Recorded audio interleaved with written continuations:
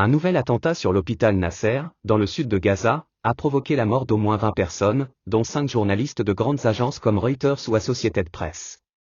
Les bombardements sur la bande de Gaza, notamment dans le nord autour de Gaza City, ont déjà causé des dizaines de décès, y compris des enfants. Certaines familles fuient tandis que d'autres restent, souvent par manque de ressources ou sans espoir. Un rapport menace de famine manufacturée, avec près de 300 décès liés à la faim déjà recensés.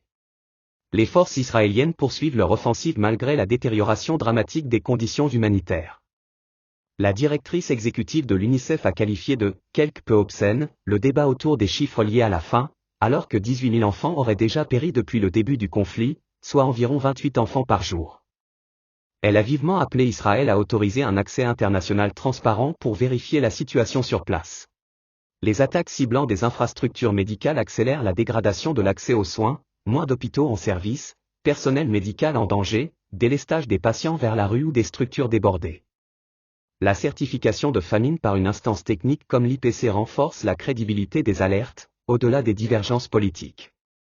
Les violences ciblant les journalistes soulignent l'effondrement du respect des espaces symboles de neutralité et d'information. Face à cet effondrement humanitaire, la communauté internationale est appelée à intensifier la pression pour un cessez-le-feu immédiat, la facilitation de l'aide humanitaire, et la protection des civils en conformité avec le droit international. Les États-Unis purgent dans les services de renseignement. Le gouvernement américain, sous l'impulsion de Tulsi Gabbard, directrice du renseignement national, et du secrétaire à la défense Pete Hegseth, mène une purge ciblée au sein des agences de renseignement, visant ceux dont les analyses contredisent la ligne officielle sur des sujets comme la Russie, l'Iran ou le Venezuela. Des officiers de haut rang, y compris des responsables investis dans les enquêtes sur les interférences électorales, ont été congédiés ou privés de leurs habilitations. De nombreux critiques dénoncent que cette politisation du renseignement affaiblit la véracité et la fiabilité des informations stratégiques. Le moral des équipes de renseignement est ébranlé, et l'intégrité du système américain, qui repose historiquement sur une certaine discipline interne et le respect des faits, est fragilisé. Sur le plan institutionnel, ces décisions alimentent les débats sur l'indépendance du renseignement face aux bouleversements politiques, et sur les menaces à long terme pour la sécurité nationale. Selon des voix critiques, ces purges politisent dangereusement les services de renseignement, substituant la loyauté politique à l'analyse objective, et sapant la fiabilité du renseignement national. L'atmosphère devient toxique pour les analystes honnêtes, mettant en péril la morale interne et la capacité d'anticipation stratégique des agences.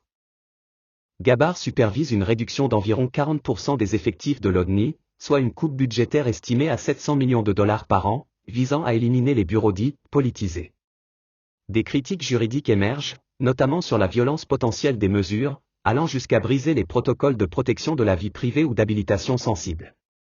Un expert juridique évoque même un risque de violation du Privacy Act.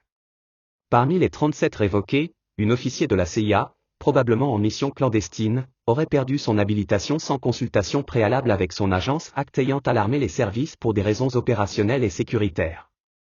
L'un des cas les plus notables, une analyste experte des dossiers russes, avec une carrière de près de 30 ans, initialement impliquée dans la préparation du sommet Trump-Poutine, a été soudainement évincée.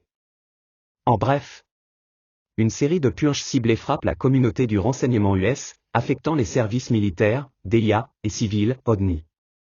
Motif implicite, alignement politique dicté par l'administration Trump.